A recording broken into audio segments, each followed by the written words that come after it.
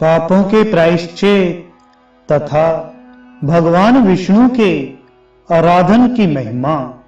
श्री सनक जी कहते हैं, हे नारद, जो राग द्वेष आदि से मुक्त हो पापों के लिए प्रायश्चित करता है, समस्त प्राणियों के प्रति दया भाव रखता है और भगवान विष्णु के स्मरण में तत्पर रहता है, वह महापातकों से अथवा संपूर्ण पातकों से युक्त हो तो भी उसे सब पापों से मुक्त ही समझना चाहिए, क्योंकि वह भगवान विष्णु के भजन में लगा हुआ है। जो मानव अनादि अनंत विश्व रूप तथा रोग शोक से रहित भगवान नारायण का चिंतन करता है, वह करोड़ों पापों से मुक्त हो जाता है। साधु पुरुषों के हृदय में विराजमान भगवान विष्णु का स्मरण, पूजन, ध्यान अथवा नमस्कार किया जाए तो वे सब पापों का निश्चय ही नाश कर देते हैं। जो किसी के संपर्क से अथवा मोहवश भी भगवान विष्णु का पूजन करता है, वह सब पापों से मुक्त हो उनके वैकुंठ धाम में जाता है। नारद जी, भगवान विष्णु के एक बार स्मरण करने से संपूर्ण क्लेशों की राशि नष्ट हो जाती है तथा उसी मनुष्य को स्वर्ग आदि भोगों की प्राप्ति होती है। यह स्वयं ही अनुमान हो जाता है।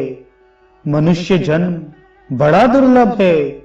जो लोग इसे पाते हैं वे धन्य हैं। मानव जन्म मिलने पर भगवान की भक्ति और भी दुर्लभ बताई गई है। इसलिए बिजली की तरह चंचल, क्षणभंगुर एवं दुर्लभ मानव जन्म को पाकर भक्ति पूर्वक भगवान विष्णु का भजन करना चाहिए। वे भगवान ही अज्ञानी जीवों को अज्ञानमय बंधन से छुड़ाने वाले हैं। भगवान के भजन से सब विघ्न नष्ट हो जाते हैं तथा मन की शुद्धि होती है।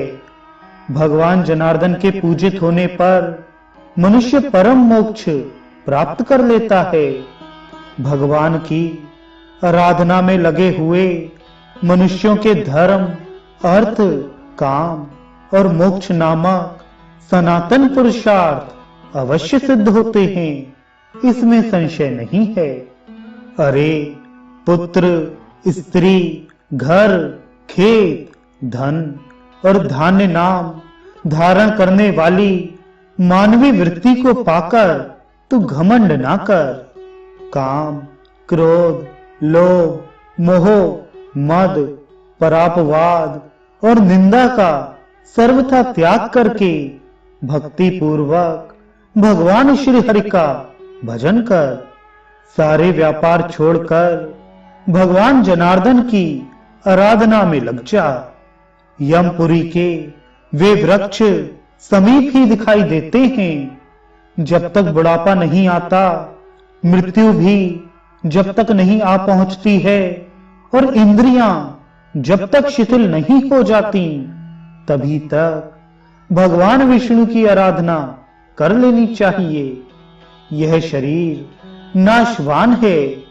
बुद्धिमान पुरुष इस पर कभी विश्वास न करे। मौत सदा निकट रहती है। धन वैभव अत्यंत चंचल है और शरीर कुछ ही समय में मृत्यु का ग्रास बन जाने वाला है। अतः अभिमान छोड़ दे। महाभाग संयोग का अंत वियोग ही है।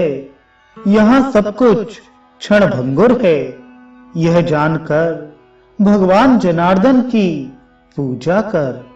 मनुष्य आशा से कष्ट पाता है, उसके लिए मोक्ष अत्यंत दुर्लभ है।